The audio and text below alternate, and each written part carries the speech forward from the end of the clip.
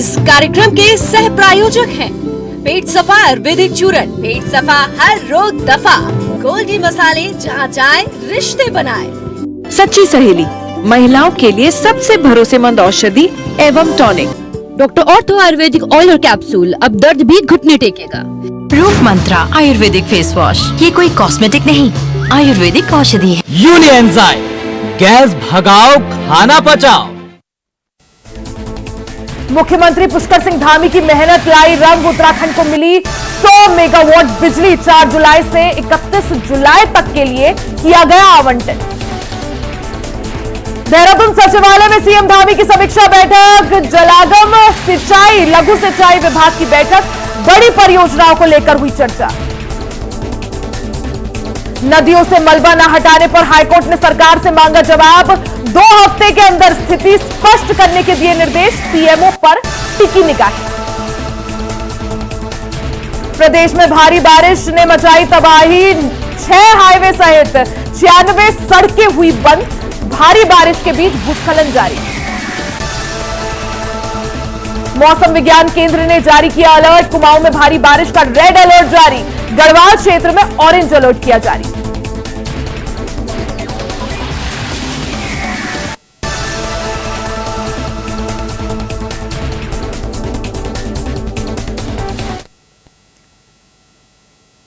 नमस्कार, India voice देख रहे हैं आप। मैं हूं आपके साथ रिया डंगवाल। बुलेटिन की शुरुआत करेंगे देवभूमि समाचार के साथ।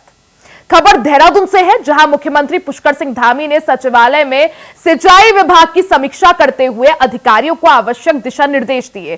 सीएम ने कहा कि शहरों के मास्टर ड्रेनेज प्लान और फ्लड प्लान जोनिंग के कामों में तेजी लाई जाए। सीएम ने आगे कहा कि गंगा और उसकी सहायक नदियों में शुद्ध पानी जाए, इसके लिए ऐसे नाले भी चिन्हित किए जाएं जहां एसटीपी नहीं लगे हैं। साथ ही घाटों के निर्माण पर विशेष ध्यान दिया जाए। बाढ़ सुरक्षा के कामों में भी तेजी लाने के निर्देश दिए हैं।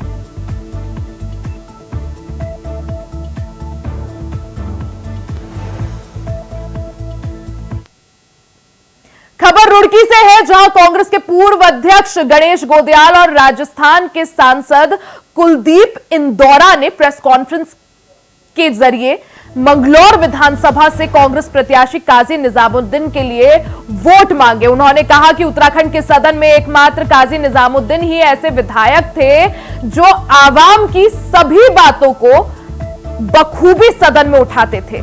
इसलिए ऐसे ही नेता को जनता को दोबारा चुनकर भेजना चाहिए।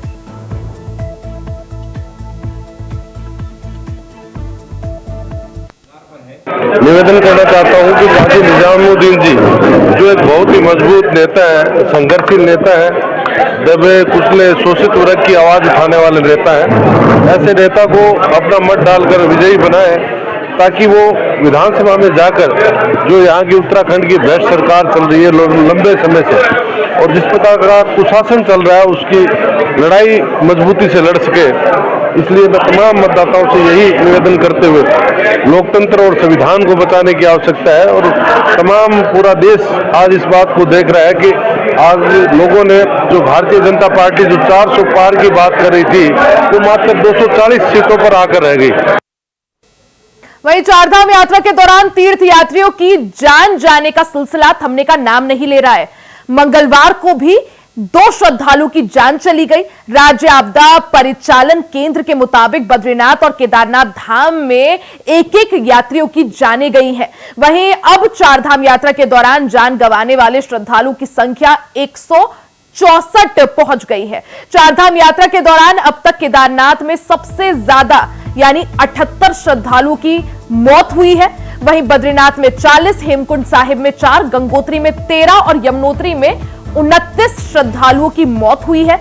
वहीं कांग्रेस प्रवक्ता गरिमा दसौनी ने कहा कि चारधाम यात्रा में आने वाले श्रद्धालुओं की संख्या जरूर अच्छी रही है, लेकिन हमें मौत के आंकड़ों पर ध्यान देना चाहिए। अब तो यह देखा जा रहा है कि प्रशासन ही इन आंकड़ों पर लीपापोती करने का प्रयास कर रहा है। हमने इस यात्रा के दौरान जो 164 लोगों को गंवाया है उसे पर हमें चिंतन करना चाहिए उसकी सारी स्थितियां और परिस्थितियों पर विमर्श करना चाहिए कि आगे की यात्रा में किस प्रकार से इन मौत के आंकड़ों को घटाया जा सके।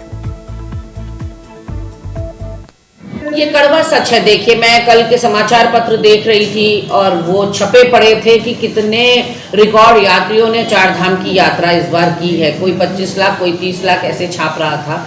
लेकिन इसके साथ ही साथ ये कड़वा पहलू जो है वो बहुत कम लोगों ने खबर में डाला कि कितनों की मौत हो चुकी। पहले तो प्रशासन ही लीपापोती करने का भरसक प्रयास करता रहा। चारधाम यात्रा शुरू हुए काफी टाइम बीत चुका था, एक पखवाड़ा लगभग बीत चुका था, लेकिन जो मौतें हुई हैं उसका रिकॉर्ड नहीं आ पा रहा था।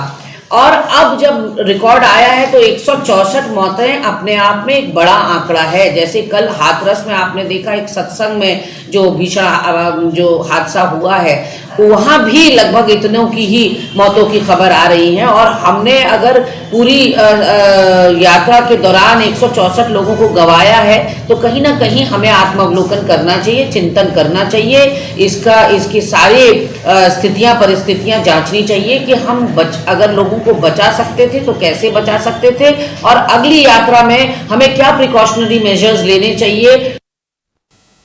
खबर देहरादून से है, जहां संसद में नेता प्रतिपक्ष राहुल गांधी के बयान के बाद उत्तराखंड में भी सियासत तेज हो गई है। एक और जहां कांग्रेस नेता राहुल गांधी का समर्थन कर रही है तो वहीं बीजेपी पलटवार में जुट गई है। नेता प्रतिपक्ष यशपाल आर्य और प्रदेश उपाध्यक्ष सूर्यकांत धस्माना ने राहुल गांधी का समर्थन करते हुए कहा कि राहुल गांधी के बयान को तोड़ मरोड़ कर पेश किया जा रहा है, जबकि राहुल के बयान से बीजेपी और एनडीए सरकार हिल गई है। बीजेपी के प्रदेश प्रवक्ता सुरेश जोशी ने गांधी के बयान की निंदा करते हुए कहा कि पूरे देश में इसका विरोध हो रहा है।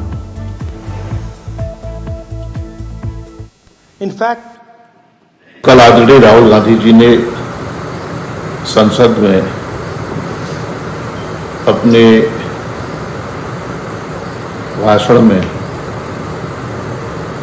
हिंदू होने का मतलब निर्भीक, निडर होना, साहसी होना, अहिंसक होना, प्रेम पूर्ण होना, सत्य पर विश्वास करना, अच्छाई के साथ अन्याय के विरोध में खड़ा होना, उनके वक्तव्य में उन्होंने हिंदू के संदर्भ में ये बातें कही। लेकिन भारतीय जनता पार्टी के नेताओं ने उनके वक्तव्य को, उनके मंतव्य को गलत तरीके से पेश किया है और बीजेपी इसी तरह से देश में जाति और धर्म की राजनीति करती रही है। गांधी परिवार का अगर इतिहास आप लोग देखेंगे तो स्वयं नेहरू जी ने एक बार कहा था कि मैं एक्सीडेंटल हिंदू हूं। ये परंपरा तब से शुरू होकर आई है। उनके नाना जी कह रहे हैं कि साहब मैं एक्सीडेंटल हिंदू हूं। उसके बाद जब उनकी नानी की सरकार आई तो किस तरह से दिल्ली में साधु संतों को मरवाया गया था, किस तरह से विषय वहां पर हुआ था, सब आप लोगों ने देखा। उसके बाद अगर आप 92 का देखते हैं तो कांग्रेस की सरकार थी। जब अयोध्या का प्रकरण चल रहा था तो किस तरह से हिंदुओं को सरेआम मरवाया वो भी सबने देखा। तो उसी जो उनकी पुरानी पीढ़ी है उस पीढ़ी की परंपरा को, हिंदू विरोधी परंपरा को राहुल गांधी जी ने अपने चरित्र में उसको समा करके पार्लियामेंट के अंदर और देश के 140 करोड़ नागरिकों के सामने ये प्रदर्शित किया। खबर डोईवाला से है, जहां बीजेपी और हिंदूवादी संगठनों ने हिंदुओं को लेकर की गई टिप्पणी पर कांग्रेस नेता राहुल गांधी का पुतला दहन कर विरोध प्रदर्शन किया, जिससे तिलमिलाई कांग्रेस ने बीजेपी नेता और हिंदूवादी संगठनों के कार्यकर्ताओं के खिलाफ जमकर प्रदर्शन कर कोतवाली में शिकायत दर्ज करवाई। नेताओं का कहना है कि नेता प्रतिपक्ष राहुल गांधी के लिए अपशब्द बर्दाश्त नहीं होगा। मुर्दाबाद मुर्दाबाद मुर्दाबाद आरएसएस मुर्दाबाद मुर्दाबाद। भारतीय जनता पार्टी के कार्यकर्ताओं नेताओं ने उनका पुतला दहन किया। हमारा कहना है कि आप पुतला दहन कर सकते हैं, लोकतंत्र आपको अधिकार देता है, मगर जो कल हुआ, जिस तरीके से पुतला एक फोटो लगा के पुतला दहन किया गया, उसमें जूते चप्पल मारे गए, यहाँ तक कि थूका तक गया, ये अपेक्षा हम नहीं करते हैं कि जो राजनीतिक लोग हैं सोच समझ कि आप कैसे ऐसे कर सकते हैं। तो इसी के रोष में हम सब यहाँ पहुंचे हैं और हमने निवेदन किया है कि सब पर FIR की जाए। क्योंकि कुछ महीने पूर्व जो किसान आंदोलन डोईवाला में चल रहा था, जब उस समय किसानों ने मुख्यमंत्री जी का पुतला दहन किया था, तो सब लोगों पर केस दर्ज किया गया, FIR दर्ज की, मेरे खुद पर FIR दर्ज की गई है, 11 लोगों पर FIR दर्ज की गई थी। उसके बाद 2 धाराएं और बढ़ाने का काम किया गया, डराने धमकाने का काम किया गया। तो अगर किसानों पे धाराएं लग सकती हैं मुख्यमंत्री का पुतला फूकने पर, तो नेता प्रतिपक्ष जो संवैधानिक पद है, संवैधानिक पद पे एक व्यक्ति का कैसे लोग पुतला दहन कर सकते हैं और किस तरीके से बेइज्जती कर सकते हैं, आपत्तिजनक तरीके से, जिस तरीके से जो डोईवाला चौक पे कल घटना हुई है। खबर देहरादून से है, जहां NSUI प्रदेश अध्यक्ष की तरफ से यहां पर शिक्षा सत्र 2024-2025 शुरू होने जा रहा है, जिसके चलते प्रदेश के निजी शिक्षण संस्थानों में प्रवेश लेने वाले छात्रों और अभिभावकों पर कॉलेज की ओर से दी गई हॉस्टल और बस की सुविधा को अनिवार्य रूप से लेने का दबाव बनाया जा रहा है और साथ ही सुविधाएं नहीं लेने पर प्रवेश देने से मना किया जा रहा है।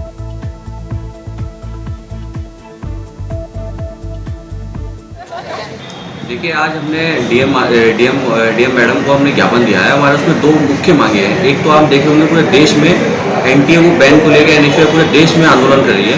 तो हमने डीएम मैडम के माध्यम से राज्यपाल से एक दरख्वास्त की है कि जो एनटीए जो है, नेशनल टेस्ट एजेंसी है, उसको पूर्णतः बैन कर देना चाहिए, जिससे कि युवाओं का भविष्य खराब ना हो। दूसरा जो अहम मुद्दा है वो हमारे प्रदेश से लेके है। दूसरा जो अहम मुद्दा यह है वो यह है कि जो हमारे निजी शिक्षण संस्थान है और निजी विश्वविद्यालय हैं, उनके द्वारा एक जो नए छात्राएं वहाँ प्रवेश ले रहे हैं इस समय में, तो उनकी सबसे बड़ी दिक्कत हो रही है कि जो निजी शिक्षण संस्थान है उनके द्वारा जो बच्चे हैं नए, उन लोगों को हॉस्टल और बस का कंपलसरी फीस ली जा रही है, चाहे वो बस में बैठे ना बैठे, आपको बस की फीस ली जा रही है। और दूसरा जो है वो हॉस्टल का ये है कि बच्चा जो हॉस्टल में एक बार चाहे वो हॉस्टल ले तभी उसे प्रवेश मिलेगा, और उसके हॉस्टल लेने के बाद अगर वो छोड़ता है आगे तो उसको पूरे साल की फीस देनी पड़ेगी, चाहे वो 1 महीना ही उस हॉस्टल में। तो ये अहम बिंदु है। इन्हीं बिंदुओं को लेकर हमने आज डीएम मैडम के माध्यम से राज्यपाल को ज्ञापन भेजे। आने वाले समय में हम इसमें मंत्री जी और राज्यपाल जी का घेराव भी करेंगे अगर हमारी मांगे पूरी नहीं होंगी। इसी के साथ इस बुलेटिन में फिलहाल के लिए सिर्फ इतना ही। खबरों का सिलसिला बना रहेगा, बने रहे हमारे साथ।